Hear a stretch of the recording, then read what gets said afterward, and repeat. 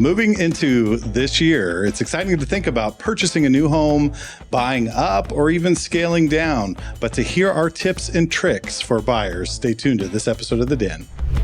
The Den, powered by the Lyons Group, a show dedicated to exploring hot topics in real estate, local happenings, and industry trends. We're a small team of professionals approaching $400 million in sales and nearly 2,000 local transactions. You're listening to time-tested experts and industry leaders. Here's a refreshing look at real estate happenings and more.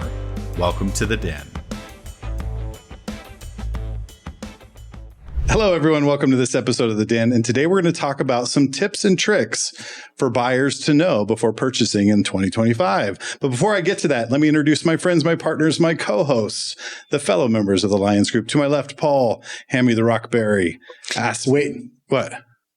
What happened? President of the San Juan County Board of Realtors. President. Aspen Groen. Madam Aspen, President. the I like Ninja it. Groen. Yes. Thank you. Love that. Like it. Thank you. And the boss, Shannon Martin Martinez. My name is Ben Tippy Toe Tricky Lyons.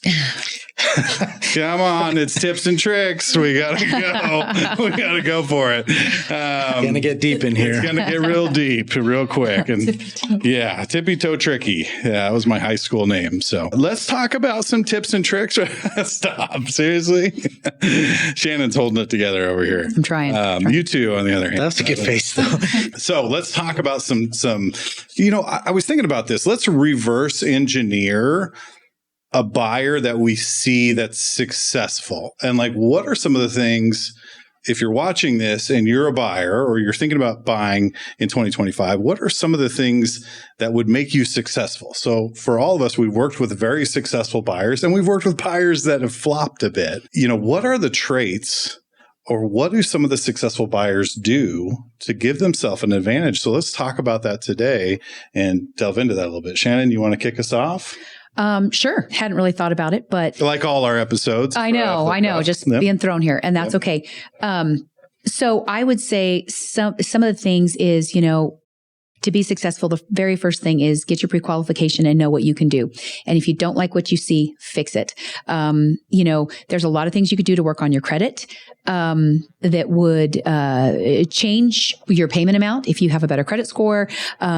There's a lot of programs out there if you just do a little bit of digging with your lender about maybe getting some down payment assistance, things of that nature, which can make you get into a home quicker or easier than you thought you could. One thing I have to say, I have noticed, I have a young lady that I'm working with and she's phenomenal. She is a hardworking gal and she just got pre-qualified and she's been looking at some homes we're going to sell and buy this year. And she's been a little bit nervous about what she's getting in her price range. And I have noticed the last couple of weeks, she has gotten herself a side hustle. And now I'm noticing that she's on her social media every day, promoting her little side hustle. Now, I haven't talked to her about it. I haven't talked to her in a few weeks, but I've been noticing this and I know what she's doing. She's taking control of it. She didn't like what she was seeing. She knew we were heading into the new year. She's getting ready to buy that house and she wants that more equity to move forward with. And she's doing something about it. And so there are things that we can do to set ourselves up, even if you're not successful today and ready today. There's so many little things you could do to set yourself up for some success. Let me unpack that just for a minute here, because what you said was pretty awesome in the sense that a buyer, the first thing you have to do is become aware as a buyer, right? Like she wouldn't know she needed a side hustle or want a side hustle until she realized like, oh, everything in my price range is not really cutting the mustard. Yeah. So I'm going to have to, do something else to maybe get a bigger down payment or increase my monthly income. But the only way she would know that is why?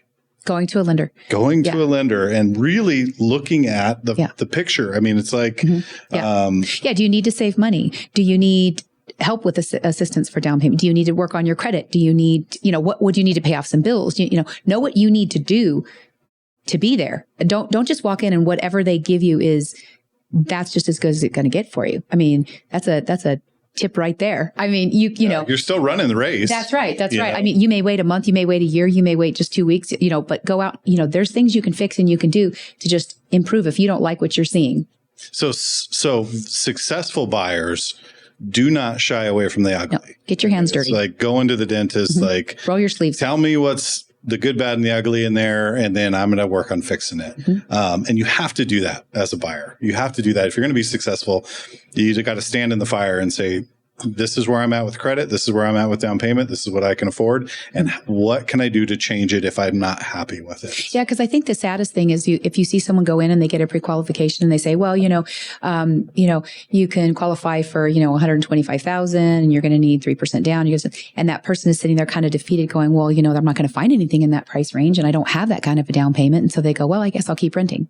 No, roll up your sleeves, get your hands dirty. There are lots of things you can do to turn that around. Yeah. You can change things. You can get that side hustle to bring in some more money, or you can fix that credit so you can do that. Or let's go explore some other programs. Can you get a gift from a family member? Can we look at some other outside programs that are going to use some down payment assistance?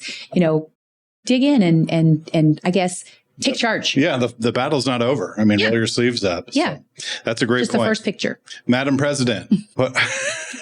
You're not going to live that one down, are you? Yeah, no. Madam President. She's not mad that I did that. No, Yeah, I'm just getting uncomfortable. But it was funny because Paul said, Madam President, I was like, you're going to call me that all year. I want everyone to call me that, everyone I talk to, but I didn't actually mean it. I love it. She meant it. I love it. Well, and for our viewers to know, I think everyone here is pretty dang humble with how much we've served for our local association, state level, national level in certain instances. And so you deserve every bit of Madam President. You deserve that title. Yes, we are proud of you. Yep, Yes. All right, very much let's so. move on now. So one thing I noticed, because I got into real estate, right pre-COVID, and it was really nice. It was a buyer's market. You went and saw houses and they had decisions and you really could get informed about the price or the process. And that was one thing the reason I got licensed, because not that they didn't do a good job. I just felt like I was like, hold my hand, keep going. And I just didn't really feel like I got the whole process. So whenever I got into real estate, that was always the intention. But then COVID happened, and I have to say, I just feel like I really kind of found my stride during COVID, because it felt like almost like a game, and how can you win this deal? And I wanted my clients to win. And I feel like I was very successful at that. But one thing I've been kind of thinking about the last 6 months is they kind of had that process too, of but that's just how it was. You weren't going to get a house if you weren't ready to just go and move quick and decide same day. And I like that it's not like that anymore, even though I personally liked it like that. And I understand the process though. So one thing I've started doing is calling them consult clients. And we are sitting down and we are having long conversations about the process. We're going through everything much slower, much more intentionally. And that's one thing I really liked with the new buyer broker agreement, is it's saying, I'm committing this to you and here's what I will give you. And you're only working with me. Because I think the issue was before is it wasn't really necessarily realistic to put in hours and hours and hours into every client, because you would get a Zillow call or they were just shopping realtors and you just wanted to put on the best you could in that moment. And you weren't wanting to tell them, okay, let's slow down. That's not what people wanted to hear. I think that it's very important in the buying process to slow down. So I'm kind of shifting the buyer side, because the more informed a buyer is, the better decision they can make. They're not going to have, not that people weren't informed before, but right. If we do this every day, they don't. So ask questions, ask your lender questions, ask your realtor questions, ask your escrow agent questions.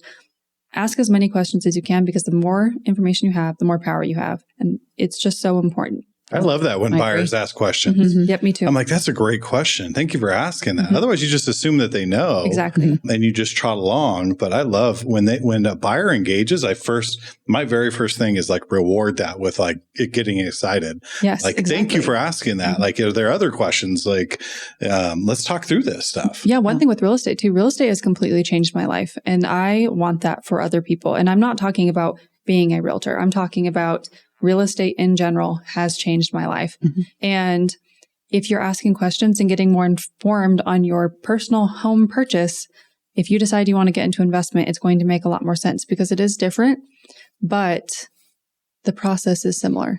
So I think the more knowledgeable you are, you're opening up a whole new world of tools that you might not even have been aware you could do. Yeah. Right. That's great. Yeah. So become aware of your situation. Brass tacks. This is what we're dealing with, black and white. Ask questions. Don't be afraid to ask questions. We love that. Unless it's me and Paul. I'm asking him about lifting or I don't know, something. Shut up. Eating protein or banana smoothies. I don't know.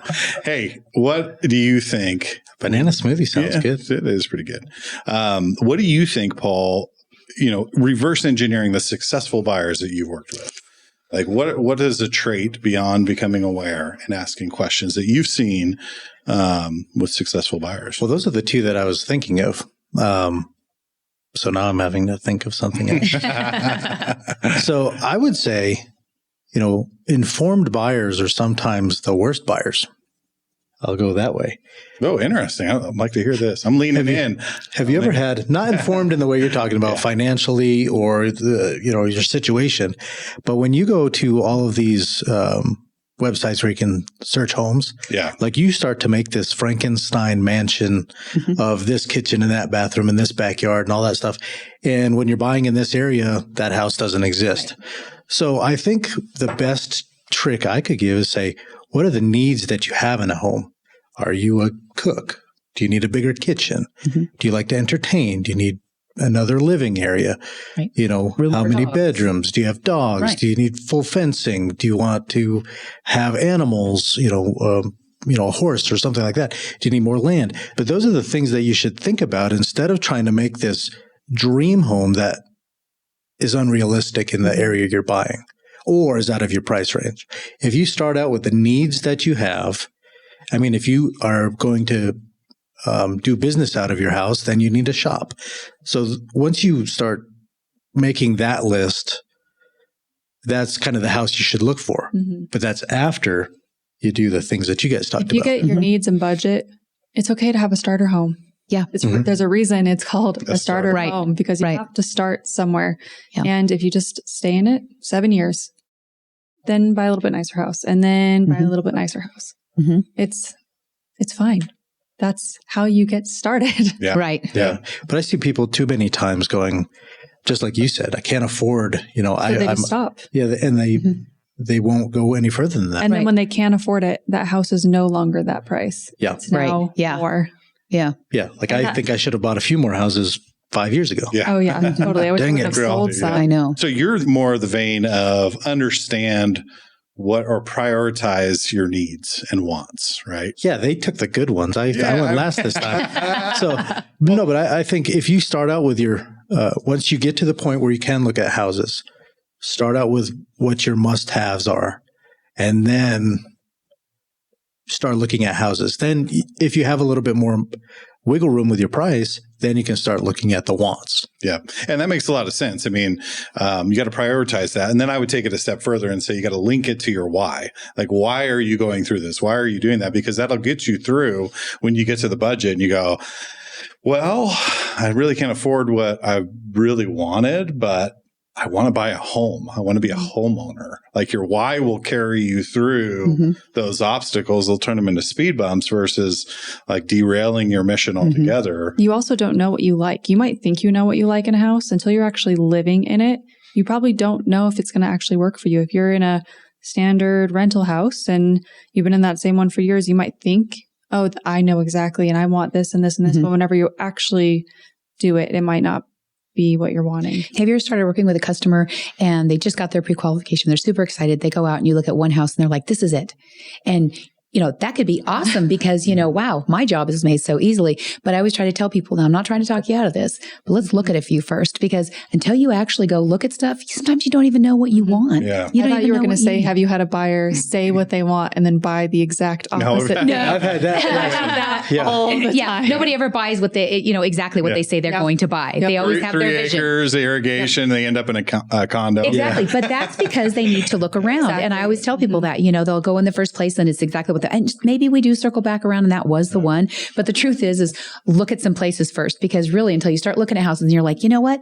I don't like the north facing house. It was icy every place we went on and we were looking in winter, and I don't like the dirt road, or, I kind of like my kitchen being blocked off because, now I'm starting to notice how many dishes I leave in the sink. I don't want an open floor plan. People really start, when they start looking at houses, they get more thoughtful about what they want. So sometimes it takes a little bit a little bit extra. It's almost like trial and error. Yes. With my last house, I thought I wouldn't mind some things. And I really minded some things. Like I thought I wouldn't care that my laundry room was in the garage. I had to back my car out every time because they had a top load and I had a front load. Yeah. And it did not work. Yeah. But I found out I love having 2 living rooms. That's like a non-negotiable for me now because I have kids. And so you really don't know. And the 2 living room thing was not something I was even. But you don't discover that until you go through the process. Until you go through the process, exactly. Yeah. Well, and then there's those things that you say, well, I can overlook this. I can move in and this isn't going to be a problem. Like I had customers that bought a house with 8 acres and they were inside people. So those 8 acres I don't even think they walked the whole property ever. Yeah. But those things that you think, it's not a big deal. Turn into the thing that makes you want to move later. I think if you have a list of those, I can overlook it. Keep on looking. What do you think about successful buyers?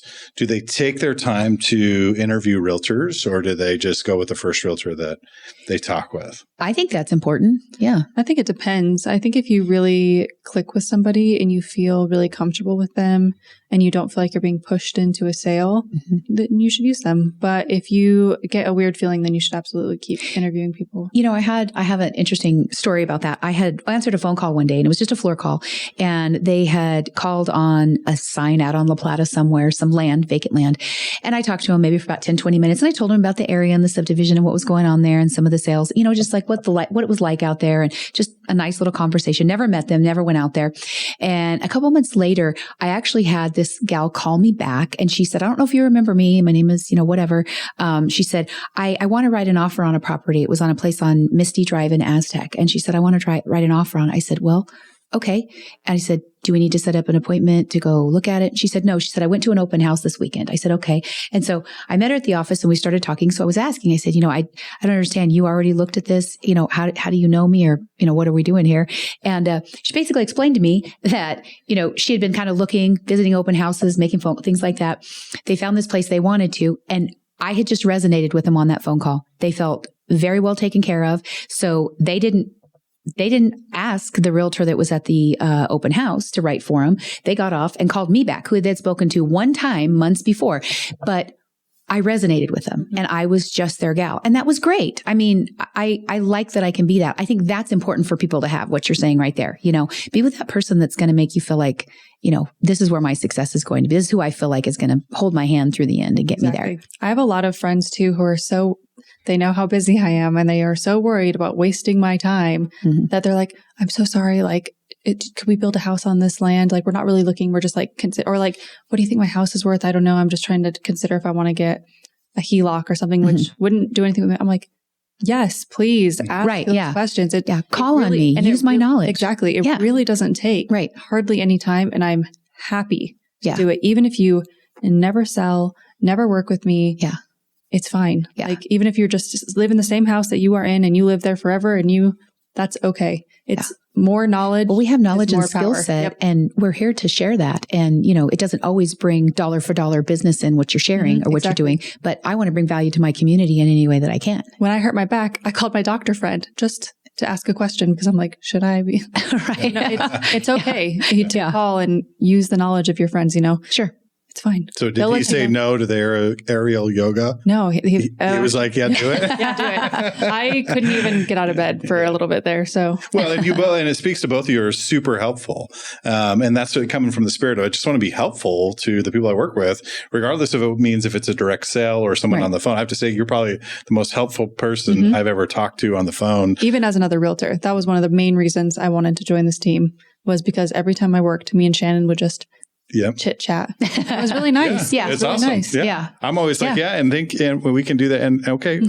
And that's wonderful. Yeah. But she's always adding like value. Well, thanks, guys. You know how that goes. I love it, Shannon. I wouldn't have you any other way. And that's what makes you special. It's wonderful. But I think it goes to just be in the spirit of being helpful. You attract those right clients. Yeah. And if you're a buyer out there, you should resonate with your realtor. I mean, you should feel like comfortable enough to be able to pick up the phone and call Paul call and say, hey, man, I haven't talked to you in 5 years, but I remember you really helped me out and I just have some questions and I don't want to waste your time. And your first response is no waste of time at all. That just happened this last weekend. Yeah. And I showed a house. Yeah. I mean, that's fantastic. You resonate with people. You're helping people. Brought up, it was a 2-hour showing. It was a vacant house, and my wife's calling me, where the heck are you? Do I need to call Yeah, police? yeah. Do you call 911 now? Yeah. Do you need like a never saving came phone home. call? Yeah, Maran, she it's watches fine. the Find My iPhone and just make sure I'm like walking in the house. Not Bryson. I told him I was meeting these people who I didn't feel comfortable with, showing a bunch of land up in Durango. And I was like, I have a weird feeling. I need you to call me. He forgot. He forgot. And these people Way to are go. in these scary situations. I remember you Like, sharing that. Yep. And he's like, his whole thing is, Aspen, if you're dead, what am I going to do? I'm like, Yeah. find me. Right?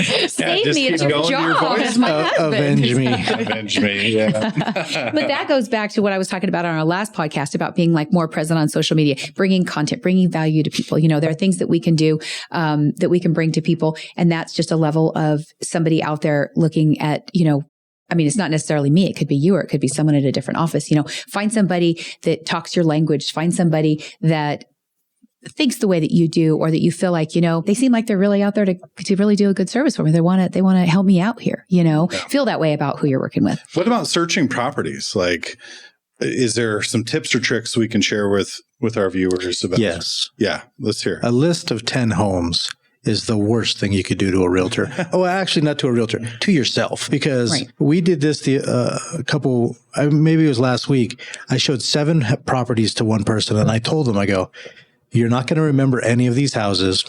We're going to have to go back if you like one. And at the end, they were like, well, I like the one that had this kitchen and that bath and this kitchen and that fireplace. And I go, that doesn't exist. Yeah. You picked your top 3. I actually disagree. I think you should go see a bunch, because I feel like you don't know what you like. And also, we can look at a picture and be like, oof, that's rough, but it might look bright and good. And then they walk in and they're like, oh my gosh. And we're like, yeah, that's what it looked like in the pictures, Sure. but they are just looking at the general sense. So I think if you don't go inside the houses, they don't know to get more picky with the pictures. Because we make our pictures look really well. I mean, that's our job, is to show the property off. Those pesky realtors. But are you saying like 10 at one time? 10 at one time. Yeah. But I'm saying, yeah, if you want to do more another day, but I try to drill down with buyers and say, what are your needs? Because if you give me 10, you have no idea what you want. Maybe this is why I feel so busy, because I'm like, let's go. Let's go. We're spending the day together. Yeah. Right? I'm always adding stuff to Did the you list pack too. your lunch? Hop in the Tesla. I'm going to be I going all normally- day. I'll add lunch stops, and I'm like, okay, we'll just grab lunch in between. Maybe that's why So she gets good reviews. Yeah. Yeah. That's it. No, but I think, if you drill down at the outset and say, I don't want a manufactured house, take those 4 manufactured homes off the list. Yeah. Right. If I need land, don't get the condos, Right. Because we just want to see what they look like, or just in case. Yeah. I get it. Or out of your price range or something like that. Something people need to stop doing, buyers need to stop doing, is they walk in and they say, oh, I don't like this house. And then they stay in it for an hour. You need to stop doing that, because you're focusing too much on this. Yeah. Yeah. And that happens a lot, It where does, they just stay and they're like, I don't like this. I don't And like they this. just bash the house. It can get frustrating, because Yeah. people will stay there forever and go, you know what? They should have cleaned this and they should have painted that. They should have. Okay, well, if it's not yours, we should be on the next leave. house, because Yeah. that's not what we're not here to decide what they're doing wrong. This isn't for us. That Let's was move something on. I wasn't expecting getting into real estate, because People when we do were it looking at houses, we'd walk in and be like, nope. And we would literally just walk out, Right. and that was the end of it. Yeah, if it's not right, it's not right. We wouldn't even look through the whole house. We'd be like, no. No, people want the HGTV experience. I mean, they kind of want that experience. And I understand that. But at the same time, if you go in, you should do a quick walk around just to understand, because it's a baseline for what. Why don't you like it? Yeah. Just a real quick. But I agree with you. You don't need to spend 45 minutes in a house you're not going to buy. Yeah. I've got the biggest thing. Stop asking realtors if this is a load-bearing wall. Yeah. Because no one knows. Because if if any realtor tells you that it is, fire them. Yeah. It doesn't exist. You do not know if that's a load-bearing wall. Yeah. I've been in many, many, many attics, and I couldn't tell you if a wall's a load-bearing wall or not. Yeah. It's also just like, we really do have to be careful, because there is weird stuff in houses all the time. I had a 2-story house, and my top story was concrete, like unheard of. People thought it was so weird. That's right. And I was like, can I change this out? And it's like, yeah, why not? No, I could not because it was all concrete. So you just have to be really careful. Yeah. Yeah. And then my AC was like connected inside my primary bathroom sink, like weird stuff. Right. So, we as realtors don't know that. it's not like we we're shouldn't be trying to volunteering be that. Yeah. hard. We're just, you really want to get someone else out there. Yeah. And sometimes it can be frustrating if a buyer comes in and you're looking through the house. This is your initial look, and they're saying, well, what dear did they, put in the whatever. I don't know. If you're interested, we can dig deeper in those things. But off the cuff, I don't own this house. I've never lived in this house. I don't even represent these people most of the time, so I don't know that. And I don't need to be throwing out, information, trying to pretend like I'm super knowledgeable. Chase down all the information before they even like it. If it's the home that, and I would tell people that if it's the one you want, we'll get all those questions answered. I have we don't need to know that on our showing. They wanted very specific things and they didn't like the house. So I did finally have to say, I thought you didn't like that house. They're like, well, we didn't. We just want, I'm like, no, we gotta focus on the one you do want because we're getting too much in the weeds here. Yeah. I don't mind like a weird, like, why did they do this? Fine. I want to know too, but we don't need to ask them. I had a foreclosure I showed once, and the guy just kept insisting that, he knew that they had cats in the house, and he was just sure that, and it did smell like cats, and he was sure that there was urine all over the house. And I'm like, well, it's okay, because it's really not the one. And so he tells me one night, he goes, can we go back over to the house? Can we go there in the evening time? I really want to look at some things. And I said, I thought you really didn't want, you weren't really interested in it because it was like a cat house.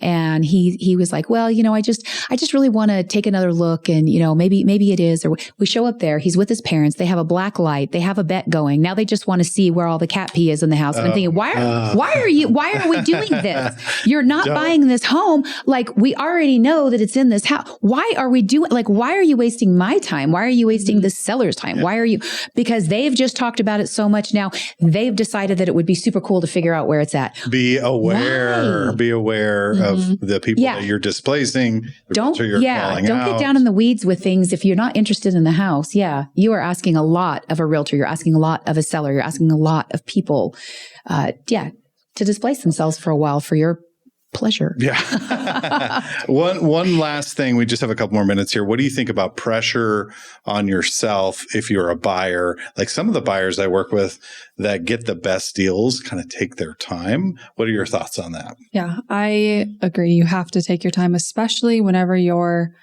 I think there was kind of the weird thing during COVID, but I think we just need to almost disregard that whole time because you did want to move quick. You were getting a good interest rate. It probably was going to come out in the wash. Now you have to take your time. And I think especially whenever you're looking with investment clients, good deals do come around and they come around relatively often. You don't need to get in a bidding war and make it not a good deal anymore just because you thought it was a good deal. I think people get stuck. And one thing I do tell new buyers, first-time home buyers all the time is you are going to spend a little bit of money doing your due diligence. You're probably going to spend, between $500 and $1,000 on inspections, maybe $800 on the appraisal. So you might be into it a few $1,000s and something big might come up and you need to back out. You need to just be okay with losing that money because you don't want to have to go and then replace the whole roof. And that's a $15,000. Yeah. So now you've lost $17,000 when you could have just lost $2,000. Yeah. That's why you're spending the money. I think it's cheap insurance. Yep. I've noticed a lot of investors don't get so much in the weeds about that stuff, but they're willing to back out. But first time home buyers really don't like to back out once they're they feel like they're committed. They feel like they're committed. We've gone this far, we just have to buy it and we'll figure it out later. Yep. And that I think is a really big mistake. Yeah. So don't feel pressure. You should never feel pressure from your realtor. You should never feel pressure from your lender. You should not you. I was just meaning I'm just talking with my hands. From this realtor right here, you should never feel pressure from this man right here. No, if you're feeling any sort of push or pressure, you need to find a new person. Yeah. And that's not to say okay, we've canceled 3 houses now. Do you really want to buy? That's not pressure. Right. But trying to force a deal to work. Yeah. Because we always want to give good advice. If you think somebody's staying on the fence too long and look, there's 3 deals, please do not bid 20,000 under. That's not pressure. That's good advice. But I agree with what you're saying. Yeah. If you're really feeling like you're being shoved into something, that's not a good fit. Yep. Yeah. It's just not. You're agree. in control. I agree. And another deal will come along. There will always be another deal, and we got to wrap it up. We've had some great tips. Hopefully you gleaned a lot of tips. I mean, everything from being aware to prioritizing your list, to, making sure you resonate with the right realtor, to doing your search the right way, taking your time, asking questions, a lot of tips for buyers. And hopefully you can take that and parlay it into your situation, your strategy to purchase your next property or your first property. If you like our content, please like and subscribe to our YouTube channel. Go to our Facebook page. We have all kinds of great content there. We send out a fantastic newsletter. Go to sjcbroker.com. You can schedule a consultation with any one of us here at the Lyons Group. Whether you're buying or selling, residential or commercial, we can give you an advantage in today's market. Thank you for listening to this episode of The Den. Until next time, we'll see you then. Thank you for listening to The Den, powered by the Lyons Group. Hit the subscribe button to keep informed on real estate happenings. If you'd like to learn more about the Lyons Group, visit sjcbroker.com. Complex markets require complex strategies. The Lyons Group can give you a true advantage in any market. Whether you're buying or selling, residential or commercial, contact us directly at sjcbroker.com. We're time-tested experts with a client-first approach, and we'll see you next time in The Den.